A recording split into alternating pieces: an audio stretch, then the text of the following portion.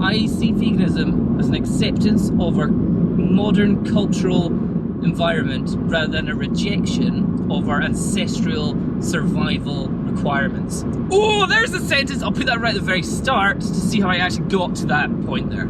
The other night I was watching some fantastic survival horror on the go. I also watched, what was it, The Quiet Place the other day as well. That was a good one. And it brought some ideas to me about regarding why some people really are fearful of veganism and fearful or so pro non-vegan that they just seem like they're scared or angry at people who are vegan, like the people that are like raging against vegan sausage rolls. And it comes down to, I think there's a primal aspect to meat eating. It's definitely been part of our survival, our human expansion throughout the world. Without being able to our animal products, we probably wouldn't have been able to explore and adventure and expand over our evolution as a species.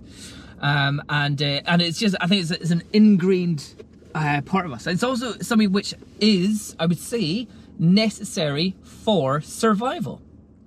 Some vegans will be like, no, you don't need meat to survive.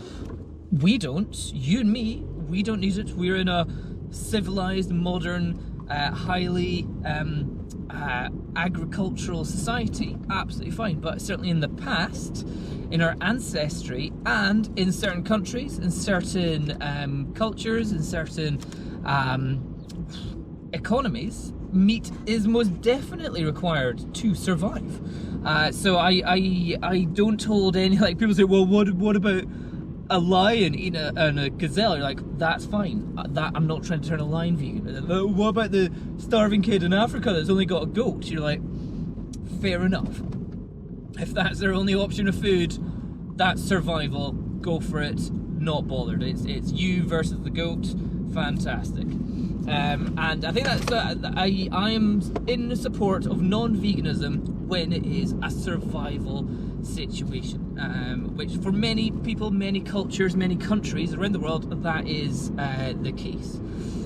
You know, where there isn't huge industrial agricultural farming practices that, or land, or fertile land that can grow substantial amounts of food all year round as well. So that was the other part. It's like a lot of times the food that we needed to survive through the winter, and a lot of our fruits and vegetables just died winter time. So you needed animals that could eat the food which you couldn't eat, grass. And also, anyway, I'm not giving a history story about this. Anyway, so my point, get to the point, Tom.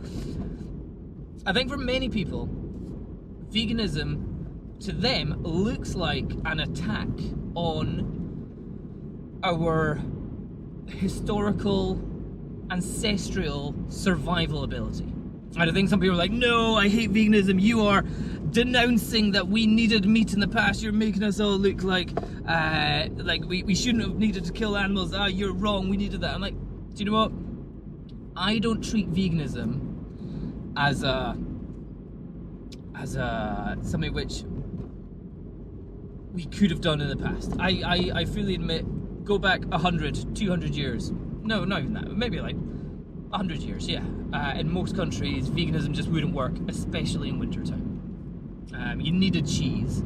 You needed salted meats that survived, cured meats that survived through the winter for that high amount of fat, high amount of protein to get you to you know, like, there is you could have survived. You're like, yeah, but you're so malnourished and so weak possibly that by the time it comes to spring and summertime, certainly as a farmer, you'd be so weak you couldn't do any work.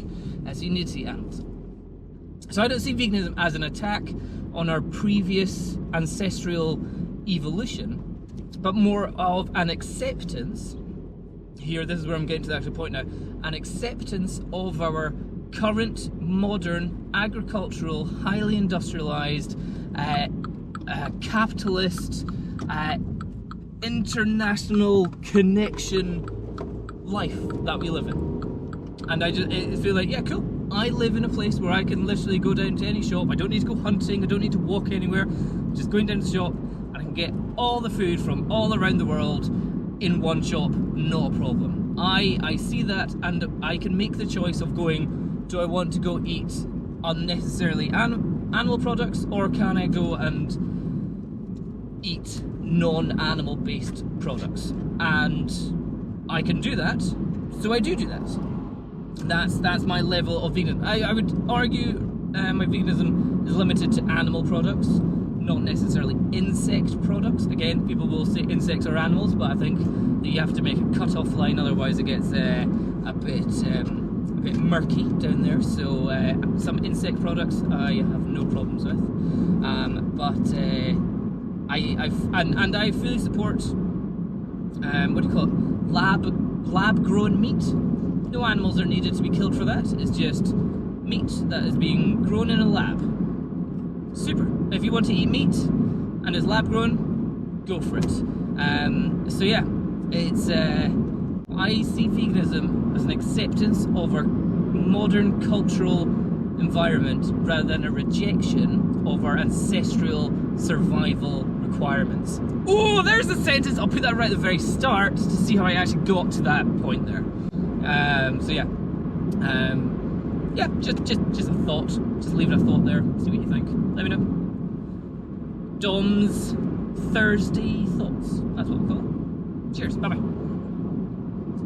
GoPro stop.